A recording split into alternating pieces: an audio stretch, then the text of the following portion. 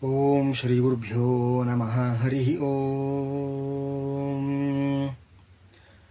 Welcome to Pure Prayer, your favorite and trusted online puja and spiritual astro partner. Dear viewers, in this video, let us understand the impact of solar eclipse that is happening on 25th October all over the world and in India as well. Solar eclipse and lunar eclipse are natural occurrences which will be happening once in a while, and most of the people are cautious about this thing. There are people who feel that this is just a natural, just another day, just another occurrence in the celestial happenings, and we do not have to worry much about that. But on the contrary, there are so many people who have been practicing all the do's and don'ts very rigorously since many years and centuries during this solar eclipse and lunar eclipse time.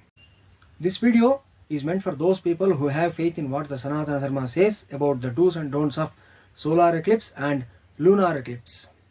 So the upcoming November 8th we will be witnessing another eclipse, which is lunar eclipse, whereas now we will be witnessing solar eclipse on 25th October. This eclipse happens to be the partial eclipse, hence the effects will be not that visible and not that felt also.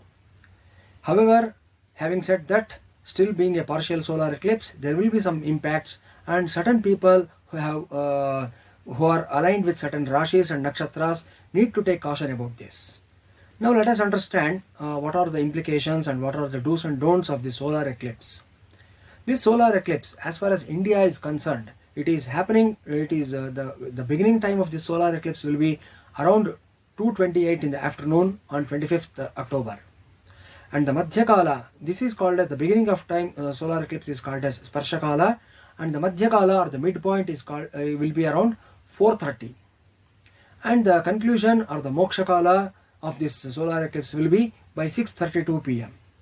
Since the conclusion or the Mokshakala is happening after the sunset or the Suryasta, so the Mokshakala or the conclusion of the Grahana or the eclipse will not be visible for the naked eyes.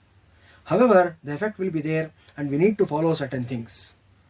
According to Jyotish Shastra, the Sutaka period or the restricted period will commence 9 hours before the Sparshakala, which means almost from the beginning of the day, the Grahana has to be observed. And especially regarding the food habits and all, we need to take some precautions. Since the food that we take takes a long time to get digested and get converted into blood or any other format, we have to make sure that we don't take any food or we don't consume any food either in the liquid form or in the solid form during the Grahana time or much before the Grahana time also. So it is prescribed that a person should take to complete all his eating habits, eating process on that day, whether it is a breakfast or a lunch, 6 hours or at least 9 hours before the beginning of this eclipse time. Also, one has to make sure that he is not consuming any heavy food on that day, which takes long time to get digested. Because during the Grahana, if the food remains undigested in the stomach, then there is a possibility of the negative rays which are happening with during the eclipse time impacting on the food and thereby impacting your physical well-being and psychological well-being as well. This is the very reason why the Shastra and the astrologers have clearly mentioned that the consuming the food should be completed much before 6 hours or 9 hours before this time. Having said that, for some people there are some exemptions. Pregnant women, elderly people, and handicapped people, and also those people who are suffering from ailments, physical disabilities, all these people can consume food according to their requirement and their cycle. For all the rest of the people, this time has to be strictly followed only for their well-being. Also, during the Grahana time, one should avoid consuming any kind of food, whether it is liquid or in the solid format. Another major thing which needs to be avoided during the Grahana time is sleeping. So sleeping also happens to be an important activity which rejuvenates our body and mind, but sleeping during this Nishiddha Kala or the forbidden period gives us more negative energies and also makes us tamasic in nature. Hence, sleeping or falling asleep during Grahana time is very much prohibited. People also should make sure that they don't involve in any kind of sexual activities during the Grahana time. Hence, it is more important to keep our mind under control and we have to refrain from indulging any of these activities. Also, these persons will incur the wrath or the sharp or the curses of their Pitradevatas if they indulge in such activities during the Grahana time. A person or a family who are cursed by Pitradevatas will never see any progress in their growth, in their family, in their life, and in their career, or in their personal life as well. So we have to make sure that we don't indulge in any of these forbidden activities during the Grahana time. And then, when having said all these things, now the question arises, what has to be done during the Grahana time? So this is a valid question, and people have to make sure that they indulge in proper activities, sattvic activities, and progressive activities during the Grahana time. What are the progressive activities? Primarily, we have to focus on doing some japa or anusthana or parayana. So these japas can be the ones, the special mantras which we have been blessed by our gurus, like some siddhis, like some bijakshari mantras, or some other stotras which some guru has taught us, and which we have been practicing rigorously since many years. So doing parayana or chanting or reciting these stotras and mantras like Om Namah Shivaya or Om Namo Narayanaya, the Panchakshari mantra and Ashtakshari mantra, and also Gayatri mantra, chanting Gayatri mantra will give excellent benefits. One has to make sure that before chanting whether he is eligible to chant this stotra, this mantra or not.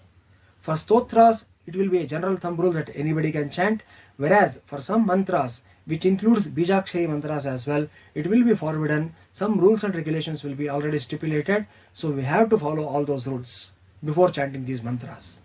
Those who wish to involve in chanting the mantras, reciting stotras, have to make sure that they take a bath before the Grahana period or the eclipse period, and keep themselves in a pious and a holy and a clean state. Physical cleanliness, internal cleanliness, psychological cleanliness, everything should be achieved through a proper bath only. Then you should involve in this. Then you should get involved in this japa or stotra parayana. Also, another main question is the people who are performing the tarpana during the Grahana time. Grahana happens to be a parvakala or an important time or a major phase, and in all the major phases, parvakalas, it is very much advisable to perform tarpana, and this is applicable to only for those people who have the eligibility to perform tarpanas. So those who intend to perform tarpana, they have to make sure that the tarpana is performed between Sparshakala and Madhyakala, that is between the beginning point of time and mid point of time. So between 2:28 and 4:30, the tarpana has to be performed. And also after the conclusion of the Grahana, the completion of the Grahana, you have to take one more bath, because to get rid of the Sutaka or the negativity which has been engulfing us during the Grahana time. So after taking another bath, the most important thing that we have to make sure is washing all the idols that are kept in our puja room or in the puja mandir. So washing all these idols and again applying chandan, kumkum and all the necessary things and placing them back will rejuvenate the divine energy in all those idols. During the Grahana times, it is mentioned that all the gods and goddesses will become nisteja or powerless. So, performing any puja, offering any pujas or any offerings to gods or goddesses is very much prohibited, because all these things become fruitless and it will become useless also. This is the very reason why all the temples will be shut down during the Grahana time, and all the doors of the sanctum sanctorum or the Garbhagudi will be closed during this time, to make sure that the negative energies, the negative rays doesn't fall on the Garbhagudi or the sanctum sanctorum or the Mula Vigraha which has been placed inside the Garbhagudi. Having said this, after the conclusion of the Grahana, one has to make sure that he cleanses his home by sprinkling the holy water, Gangajal or the Gomutra, by sprinkling all these things around everywhere in his house. He or she has to make sure that the house is completely cleansed. And during the Grahana time, another important aspect that needs to be taken care of is we have to place a kusha or the darbha or the grass on all the eatables and all the eateries that we have kept at the home. Cooking is definitely prohibited, and all the pre-cooked food should be left off. It should not be considered again. During the post-Grahana, it should not be consumed. So we have to make sure that all the pre-cooked food is completely utilized much before the Sparsha Kala only. For items like milk, curd, ghee, etc., by placing a darbha or a kusha grass on them, we'll make sure that sattva is retained, and those things are good enough to use post grahana. These are the major do's and don'ts which one needs to follow during the grahana time or the eclipse time. Now let us look at the impact that the eclipse is having on all the 12 Rashis, starting from Mesha Rashi. So this grahana is happening in Tula Rashi, and this happens to be the Ketu Grasta Surya Grahana. Hence, the people one who needs to take major precautions are the people who are born in Tula Rashi only. People who are born in Chitta Nakshatra and Swati Nakshatra need to take extreme precaution. For them, the maximum impact will be there. And also people who are born in the either sides of the Rashis, the Rashis which are on the either side of the Tula Rashi, that is Kanya Rashi and Vrishchika Rashi.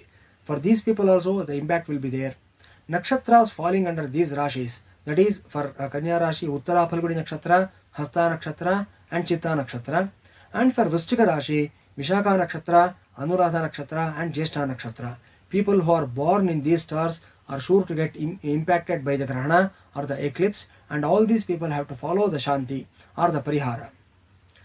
And the next Rashi which is majorly impacted is Mesha Rashi, because it happens to be directly the 7th house from the Tula Rashi. So the Ketu as well as the Surya, the Lord Sun, both will be aspecting the 7th house, that is Mesha Rashi. Also, this happens to be the Nichasthana for Surya, that is, Sun is in the debilitated mode, and along with that he is engulfed by Ketu, so he is even more weaker at this point of time. So a weaker sun's drishti falling on the 7th house is not at all something that we would like to have. So for this, the parihara has to be done, and people who are born in Mesha Rashi, Ashwini Nakshatra, Bharani Nakshatra and Kritika Nakshatra also need to take care of doing all the pariharas. Regarding pariharas, the astrology and the Panchanga has prescribed a very simple and easily followable parihara for us. A shloka will be displayed on this video and you can note it down. That shloka I am going to chant it right now. Yoso Dandadharo Devaha Yamo Mahishavahanaha Surya Graho Paragotha Grahapidam Vyapohatu Yoso Shuladharo Devaha Pinaki Vrishavahanaha Surya Graho Paragotha Grahapidam Vyapohatu. All the people who are born in the before said nakshatras and rashis for whom this solar eclipse is impacting have to write down these shlokas in a white paper. You have to keep this paper along with you in your pocket during the grahana time, and post grahana you have to take one more bath. Later you have to take the dhanya or the pulses related to Lord Surya and Lord Ketu, that is the horse gram which is related to Ketu, and wheat which is related to Lord Sun. Quantity is left to you, it is as per your affordability. Along with this, you have to take a cloth as well. For Ketu, it is mentioned as Chitra Varnam, which means the cloth which has mixed colors or mixed designs in it. And for Lord Surya, it is the Rakta Varna or the red colored cloth. So you have to take these two cloths and these two pulses. Along with that, if possible, you can donate a copper vessel as well, which is filled with water, which is considered as Udaka Kumbhadhanam, which is one of the most powerful and most fruitful danas of all the danas mentioned. Along with this, you have to keep a couple of betel leaves, betel nuts, and dakshina or the amount as per your capacity, and you have to give it to a right person, a pious Brahmin, a Sad Brahmana, or a person who has the eligibility to accept the dana that you are giving. This is a very important thing. So one has to make sure that any dana is not given to a person who doesn't have the ability or the eligibility to accept it. This is considered as apatra danam. So by doing apatra danam, we will be doing more harm to ourselves only. So we have to make sure that we are giving these danams or the donations to the right person who has the eligibility to accept it and who has the capacity to bless us, whose blessings will make sure that we will get rid of all the negativities that has engulfed due to this solar eclipse.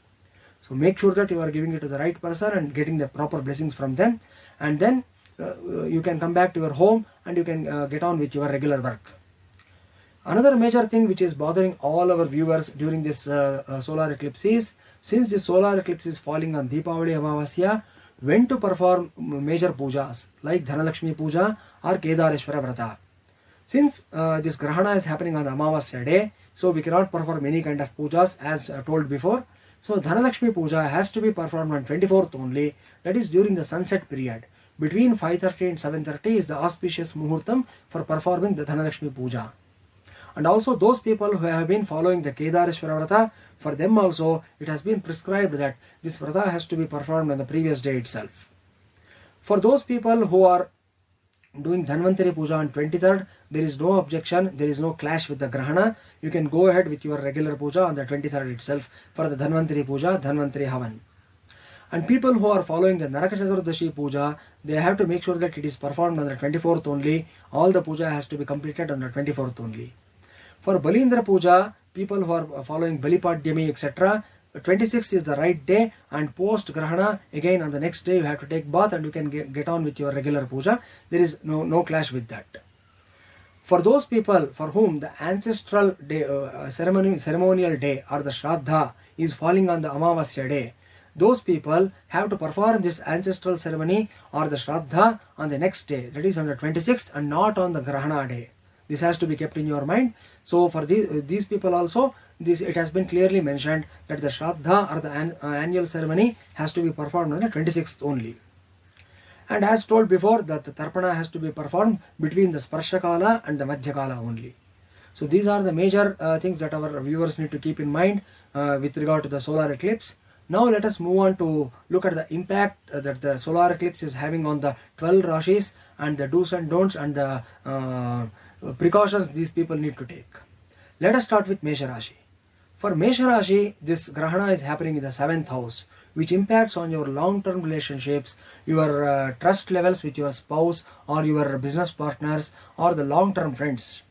So there can be some mistrust, there can be some overly commanding or overly controlling nature. This could all of a sudden start in your mindset, and because of this there could be some clash, some friction between yourself and your spouse and your business partners as well. People who are in Mesha Rashi have to make sure that they visit some Parameshwara temple or Lord Shiva temple and perform puja. This temple has to be in such a way that all the Shiva Parivar gods and goddesses are placed there. Lord Ganesha, Lord Subramanya, Goddess Parvati and Lord Shiva himself along with all their Vahanas has to be there. So you go there, you do some puja, Archana and Kunkumarchana to Goddess Parvati and Bilvarchana or Archana with this particular Drona Pushpam.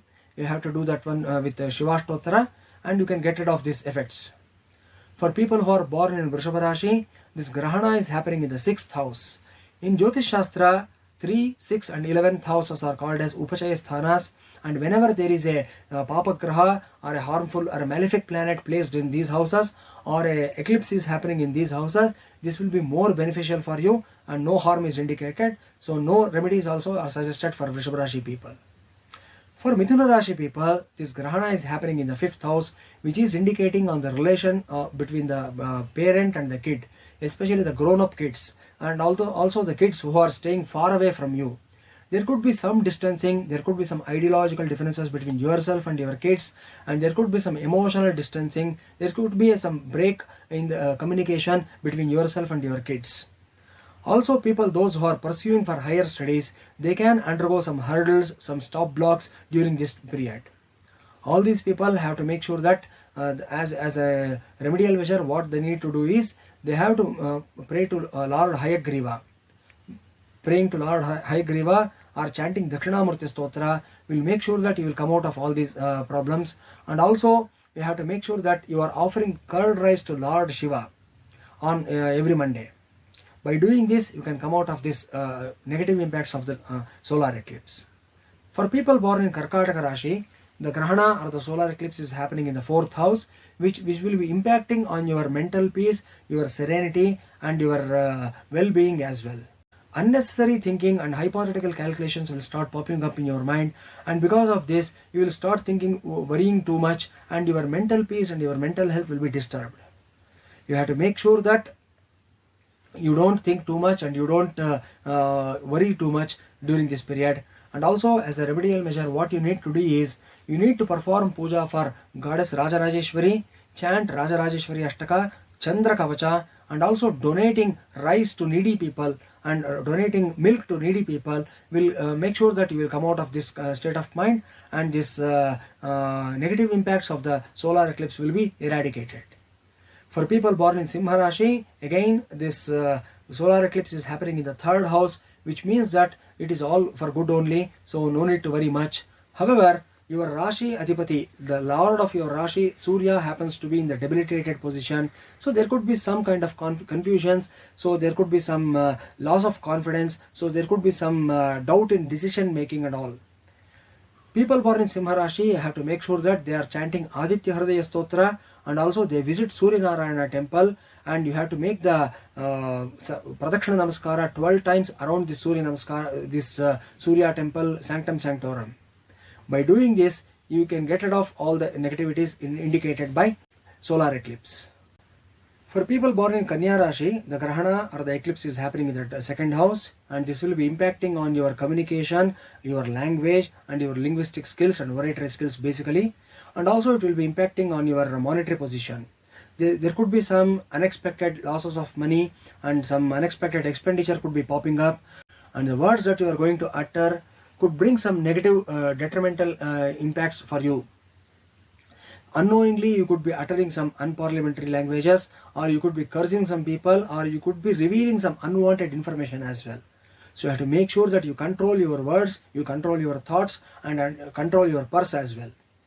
So primarily for this, what you need to do is keep chanting Saraswati Kavacham every day for the next 3 weeks, and also by praying Medha Dakshinamurti, you can get rid of all these negativities impacted on you. Also, by donating honey to goddess Sharada Devi or Saraswati Devi, you can get rid of all these problems. Moving on, for people who are born in Tula Rashi, this is the Rashi which is impacted maximum by the solar eclipse, since the eclipse is happening in the Tula Rashi itself. So for these people, there could be some variations in their physical health, and there could be some variations in their confidence level, and some wrong decision making also could be happening. Also, you could lose interest in what you are doing, and a certain state of some temporary vairagya or some kind of detachment could be propping up, and you could be moving into escapist mode also. So you make sure that you don't run away from your responsibilities, or you don't ditch any of the responsibilities or the works assigned to you, or also you are not procrastinating any of the work. For this, what you need to do is you have to practice Surya Namaskaram every day. Doing Surya Namaskaram at the early hours during the sunrise time, or practicing certain asanas under the guidance of a proper yoga guru will also help you to come out of all these negativities that I have spoken of. For people born in Vrishchika Rashi, this Grahana or the eclipse is happening in the 12th house, which indicates there could be some heavy losses with regard to the monetary aspects, and also with regard to you could be losing some most valuable and precious items. Also, there could be some troubles in your mental health and your peace of mind, and you could suffer from sleeplessness or insomnia as well. 12th house is usually related to Shayanasthana, which indicates our ability to have a sound sleep. So the Grahana happening in this 12th house could be impacting on all these things. So as a remedy, what you need to do is you need to visit some Shakti Devata or a goddess which has some powerful presence in there, like Rajarajeshwari, Banashankari, Durga Parameshwari, and we have to perform Abhishekam with Kumkum or the vermilion. The vermilion water has to be poured, or the Abhishekam has to be performed for the goddess during this time. By doing this, you can certainly come out of all the negativities impacted. Chanting Khadgamala Stotra, Devi Stotra also will help you in a great way. For people born in Dhanur Rashi, the eclipse is happening in the 11th house. As I said, 11th house happens to be a good house, so nothing to worry, all is good, so you don't have to follow any kinds of remedial solutions. For people born in Makara Rashi, the eclipse is happening in your 10th house, which indicates some kind of disturbance in your professional life. there could be some kind of stagnancy or disturbances in your office work. Also, some people could suffer from a fear of losing job or a temporary joblessness. All these things are indicated. And also there can be some stagnancy in the work that you are doing, and the projects that you are assigned to might not be yielding the right results that you are expecting. For all these things, what you need to do is you have to pray Lord Hanuman. That is the most important thing. So make sure that you are chanting Hanuman Chalisa every day, and also you are applying the sindoor which has been offered to Lord Hanumanji on your forehead every day. By doing this, you can certainly come out of this negative impacts and the impressions of the solar eclipse. For people who are born in Kumbh Rashi, this solar eclipse is happening in the 9th house, which indicates there can be some distancing or difference of opinion between your elders, your parents, your grandparents, and all the elderly persons as well. And also those people who are in the traveling mode, or those who are staying away from the family, they can be constantly bothered with some kinds of disturbances, and they may need to constantly check with the well-being and good being of their family persons also. For all these things, what you need to do is, as a remedial measure, you need to pray to Lord Shanaishchara. Make sure that you are performing Taila Abhisheka or the Abhishekam with the gingerly oil to Lord Shanaishchara on Saturdays, and also by lighting the Taila Deepam at Shanaishchara temple or the abode of Shanaishchara, you can get rid of all these effects. Also, you can give donations related to Shanaishchara to needy and poor people, like a pair of footwear or a rug or something made out of the til. You can donate til, or you can donate oil as well, or you can donate some cast iron or stainless steel materials also to needy and poor women. For the last Rashi, that is the Meena Rashi, this solar eclipse is happening in the 8th house, which indicates 8th house is mentioned as Ayusthanam, Kantakasthanam and Mangalyasthanam.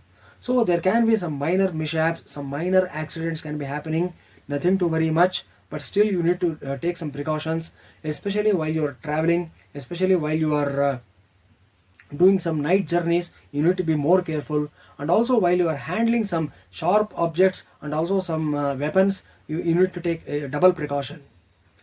For Meena Rashi people, as a remedial measure, the best thing that is suggested is chanting Mrutyunjaya mantra or performing Mrutyunjaya homam. Also, visiting Shiva temple or Kartikeya temple will give wonderful results for you. Having said this, this is the broad classification, broad analysis of the impact of solar eclipse on all the 12 Rashis. So we hope this will be useful for all our viewers, and you will be following all the things that we have mentioned as the remedial measures here, and get good results, and will be blessed by Lord Surya Narayana and Lord Ketu as well.